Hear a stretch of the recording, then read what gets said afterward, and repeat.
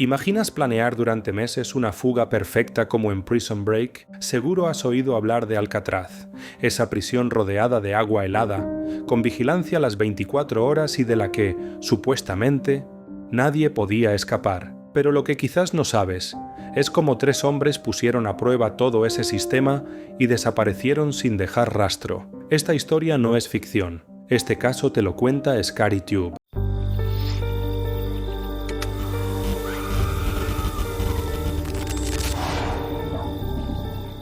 Todo comenzó con Frank Morris, un hombre que no hablaba mucho, pero que pensaba más de lo que parecía. Había pasado por distintas cárceles del país y en casi todas había dejado su marca. Frank era inteligente. Su coeficiente intelectual estaba muy por encima del promedio, y eso, en prisión, lo convertía en alguien peligroso. No era violento, no era impulsivo, pero sí era metódico. Un jugador de ajedrez encerrado en un tablero de concreto. Cuando lo trasladaron a Alcatraz, no tardó en estudiar su entorno, horarios, rutinas, debilidades del sistema. Sabía que necesitaba aliados, y no tardó en encontrarlos.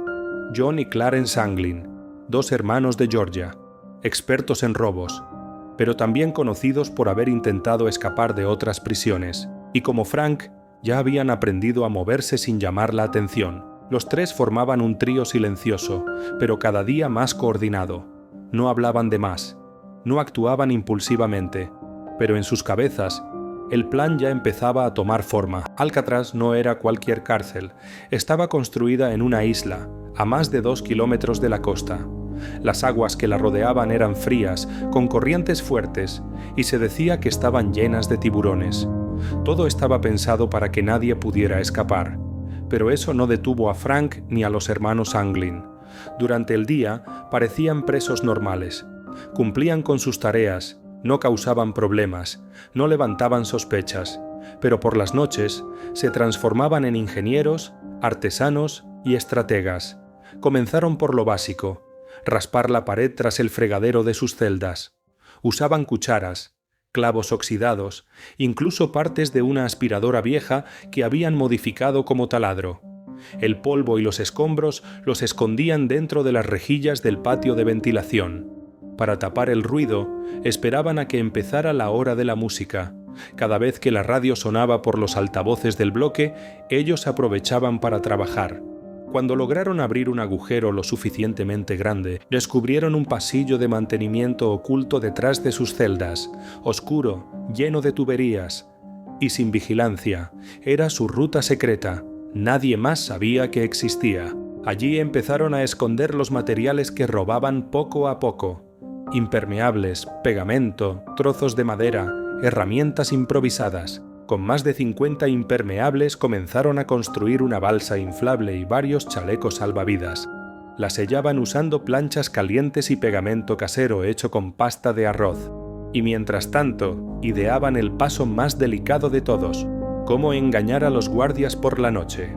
La respuesta fue tan macabra como creativa. Fabricaron cabezas falsas, sí, como lo oyes. Las moldearon con papel higiénico mojado, jabón, pintura y cabello real que recogían de la barbería de la prisión. Las pintaron cuidadosamente, con cejas, labios, sombras en la piel, y las dejaban sobre las almohadas, acompañadas por mantas enrolladas para simular el cuerpo. Desde la reja, en la oscuridad, parecía que los presos estaban durmiendo profundamente, pero en realidad no estaban ahí. Cada noche que pasaba, el plan se acercaba a su punto clave. Sabían que tenían que actuar en el momento exacto, con clima favorable, mareas estables y sin ninguna sospecha encima. Y llegó el día, 11 de junio de 1962, después del conteo final de la noche, cuando todo el bloque quedó en silencio.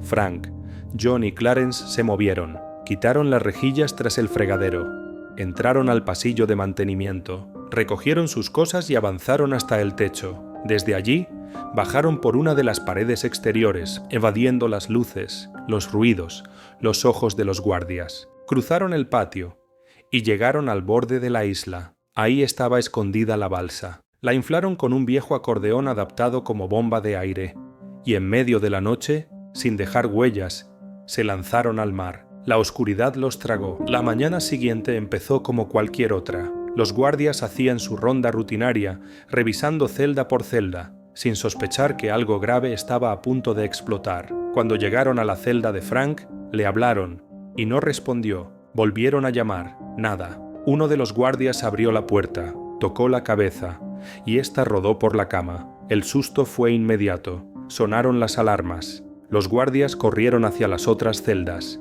Las cabezas estaban en su sitio, pero los cuerpos no. En cuestión de minutos, la prisión entera estaba en caos. Las salidas se bloquearon. El personal fue movilizado y comenzó la búsqueda más intensa en la historia de Alcatraz. El FBI, la Guardia Costera y la policía local peinaron cada rincón de la isla, revisaron el mar, las costas, los túneles, pero no había ni rastro de los fugitivos. Encontraron restos, un remo flotando, un chaleco salvavidas dañado, una parte de la balsa, pero ningún cuerpo, ninguna señal de que hubieran muerto. La versión oficial decía que lo más probable era que se hubieran ahogado. El agua estaba helada, las corrientes eran fuertes y sin una dirección clara.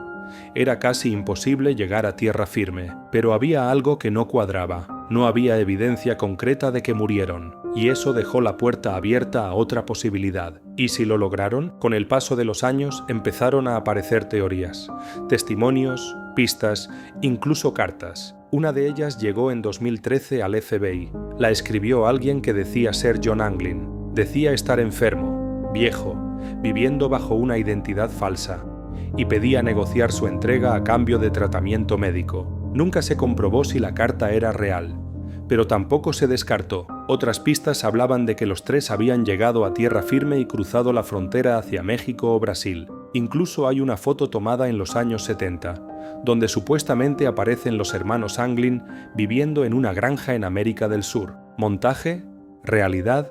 Nadie lo sabe. Lo que sí está claro es que el FBI nunca cerró el caso oficialmente, y hoy, más de 60 años después, todavía figuran como fugitivos en algunos registros. En 1979, Clint Eastwood protagonizó Escape from Alcatraz, una película basada en esta misma historia, pero como todo en este caso, el final también es abierto, porque no hay pruebas concluyentes, no hay cadáveres, no hay confesiones, solo una noche, 3 celdas vacías, y un misterio que nunca ha sido resuelto del todo. ¿Fue la fuga perfecta? ¿Murieron en el intento?